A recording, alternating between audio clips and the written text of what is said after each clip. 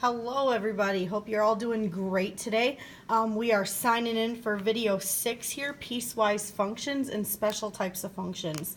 Before we get started with the actual content of this video, I want to have just a quick little remember how to graph lines. I know we've kind of done this in the previous videos this chapter, but just to make sure we're all on the same page. So 2 is your slope, that's your m. 5 is your y-intercept. So we could go up to 5 and put a dot, 1, 2, 3, 4, 5, put a dot, okay, because that's our y-intercept, and then our slope is 2 over 1, so up to right 1. And there's our line. Or we could also make a set of points and plot all those. So we could just go from -2 to 2. I just picked some random x values, plugged them all in, and got this. We would get the exact same line. So 1, or -2, 1 would be right here. -1, 3 would be up here on the line. This is just not falling exactly on there because my line is a little crooked. All right, so let's actually get started with some of these piecewise functions. What the heck is a piecewise function? This sounds like something brand new, right? Well, you're right, it is. Okay, piecewise function. So it's something that's written as 2 or more expressions. So what does that actually mean? Okay, it actually means that we're taking pieces of 2 or more functions and we're graphing them together on the same line. Each piece is going to have its own constraints or restrictions to where it can actually be graphed and when it's actually true. So a piecewise function looks like this, okay? Initially, it looks kind of scary, right? It's not the funnest looking thing in the world. What this is saying, though, is we have 2 different functions going on. We've got f of x equals x minus 2, and we've got f of x equals x plus 3. And then we put constraints on both of those, and we'll talk about what those constraints mean in a second. Okay, so to get us set up here, I'm going to start with a table. Okay, so we're going to make a table, and our table has the number of columns that are number of functions we have. So we have 1, 2 functions, so I'm going to have 2 columns. In the first column, I'm going to put y equals x minus 2. And in the second one, I'm going to put y equals x plus 3.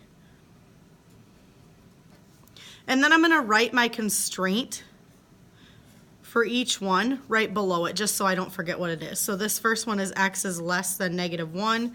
This one is x is greater than or equal to -1. Basically, that means that the line is not true if it goes outside those values. Okay, so we want the line to stay within those values. Okay, so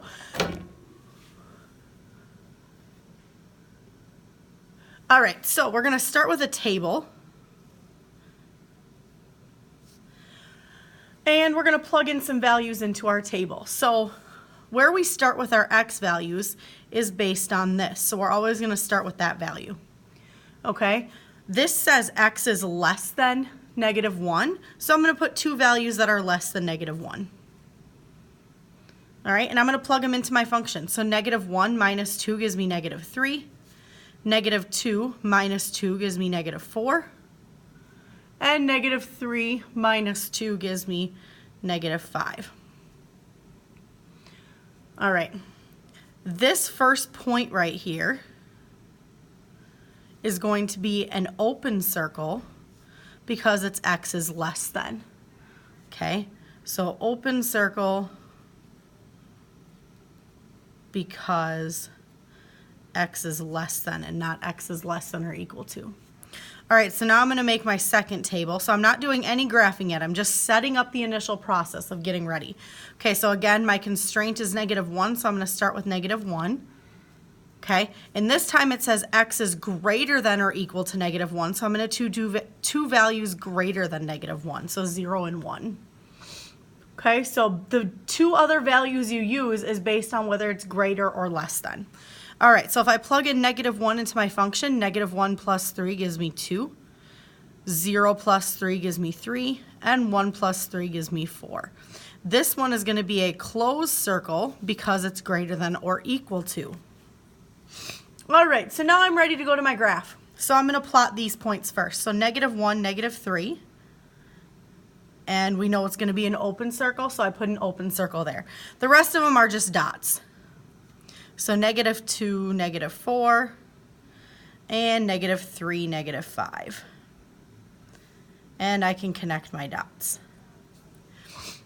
Okay, the reason I did not draw my arrow this way is because my restriction said x is less than -1. So it's only going to go this way. Okay, so normally this would be a line that would go forever in both directions. But because it has a restraint of x is less than -1, it's only going to go this way. Okay, let's look at our next one. So we've got -1, 2. This time I have a closed circle because it's greater than or equal to 0, 3, and 1, 4. And I'm going to draw my arrow this way. So you always draw your arrow in the way that you plot your points. And there's your piecewise function. We'll talk about domain and range of this guy, or your x and y values, a little bit later on, but for right now I just want to get you guys comfortable with graphing these. All right, let's look at another example here.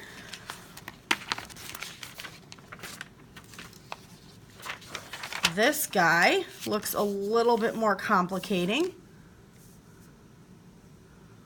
Okay, because there are 3 pieces going on with this one. Okay, so I'm going to set up my pieces here.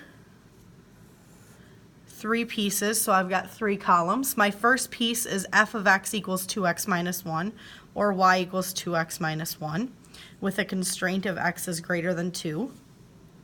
My next one is y equals 3, with a constraint of 0 is less than x, which is less than or equal to 2. So that means your x values are going to be between 0 and 2.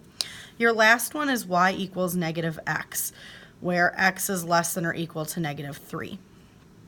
Okay, I'm going to start with my table.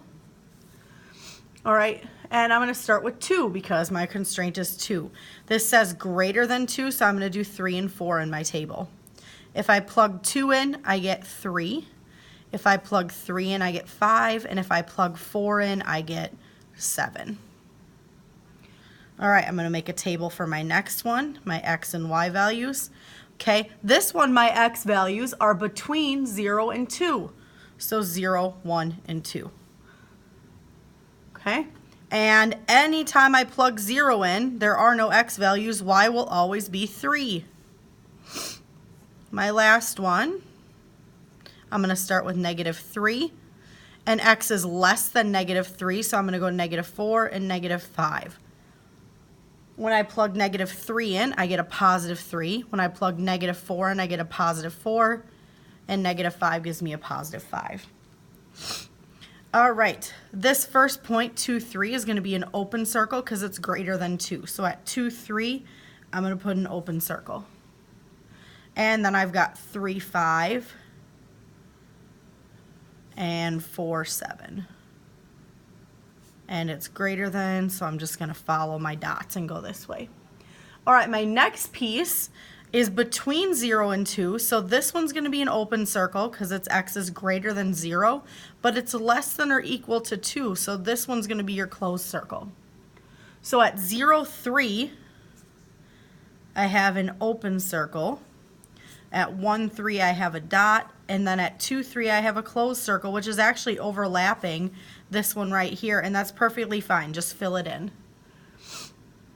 All right, and then my last piece, -3, 3, is going to be a closed circle because it's less than or equal to -4, 4, and -5, 5. And there's my arrow. And there's your piecewise function for this guy. Again, we'll talk about domain and range later on. But so piecewise is you're just taking different pieces, finding the constraints for each one and graphing them. All right, let's look at another type of function, which is called absolute value. So we've talked about absolute values already this year, but we haven't talked about how to graph them. Okay, so basically to start off graphing, we're going to ask ourselves, what can I plug in for x to make the absolute value 0? So in other words, what can I plug in right here to make that equal 0? Okay, well in this case, if I plug in a -3, -3 plus 3 is 0. So in this case, if we plug -3 to the absolute value, it will equal 0. Okay, So I'm going to start with negative 3 as my x value, and I'm going to go 2 values on either side. And I'm going to plug those values in. Okay, well I know if I plug negative 3 in, this is 0, minus 5 gives me negative 5. If I plug in negative 4, that gives me a negative 1. The absolute value of negative 1 is 1, minus 5 gives me negative 4. If I plug in negative 5, that gives me negative 2. Absolute value of negative 2 is 2, minus 5 gives me negative 3.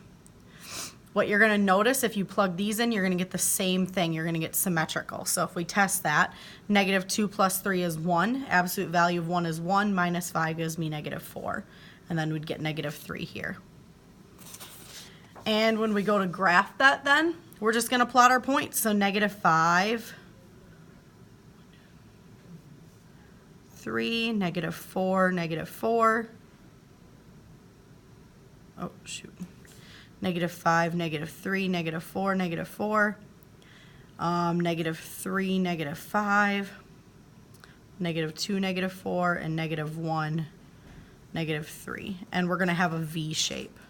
So all absolute values are V-shaped.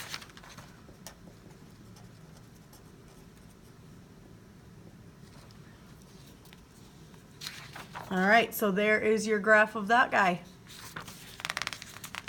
All right, and then real quick, these are our last two things that I want to talk about. So basically, we're going to talk about where we would start in our table. So that's the hardest part with these absolute value ones. Okay, so where would we start in our table? Well, here's our absolute value. What do I have to put in there to make it 0? Well, 0 would make that 0. So you'd start with 0 and do 1, 2, and negative 1, negative 2. And then plug all those in. So you'd have absolute value of 0, which is 0, minus 4 gives me negative 4. Absolute value of negative 1 is 1, minus 4 gives you negative 3, and so on and so forth. Okay, what would you plug into this one? What plus negative 5 would give you 0? Well, 5 plus negative 5 would give you 0. If you plug in 5, that gives you 0, plus 2 gives you 2. Okay, and then you'd do 4, and 3, and 6, and 7. I went the other way that time, but it's fine. You'll get the same exact points. All right, and that is graphing your special functions. We will see you next time.